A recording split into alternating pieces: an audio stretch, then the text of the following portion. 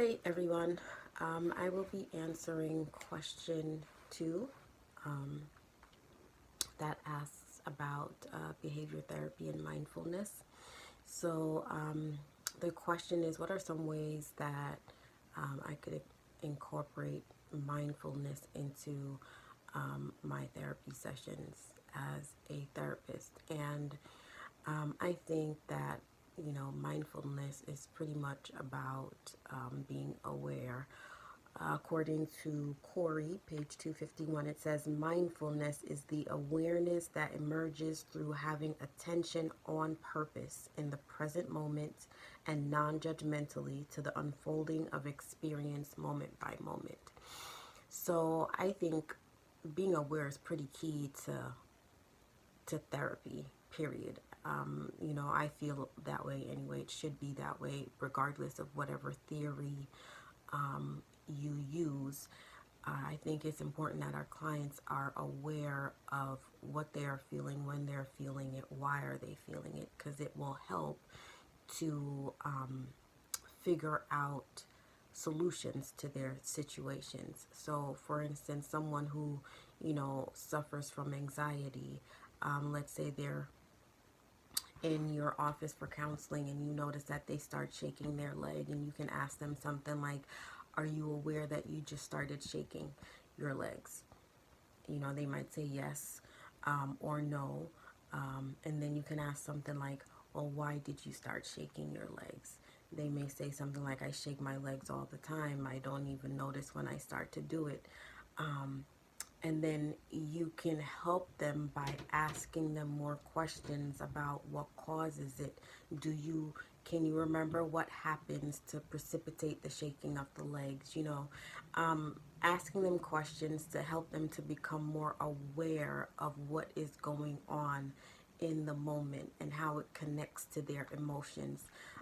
That will help to, like I said, help figure out solutions for the situations, the problems that they are facing. So that is a way that I could use mindfulness in my therapy sessions. And I think, again, like I said earlier, being mindful, being aware is key, or it should be key to any form of therapy. Not only for the client, but for the therapist as well. The therapist needs to be aware, and the therapist needs to be present with the client in the moment.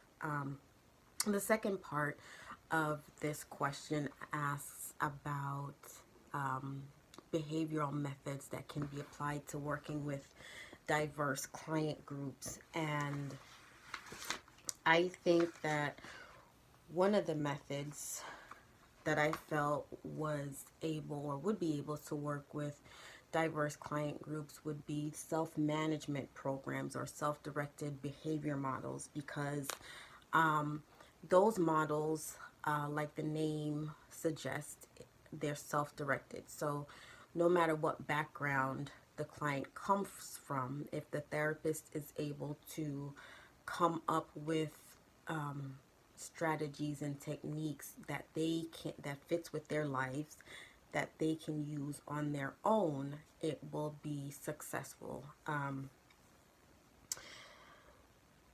According to Corey on page 258, it says self-management strategies include teaching clients how to select realistic goals, how to translate these goals into target behaviors, how to create an action plan for change, and ways to self-monitor and evaluate their actions. So, according to that, this technique can be used across the board. It can be used with people from, with various types of issues, depression, anxiety, suicidality, an array of diagnoses, and it can be used with an array of backgrounds. And so I think that type of model, self-management, self-directed models, would be good to use for clients of diverse client populations. And that is my answer for question 2 on this week's discussion. Thanks for listening.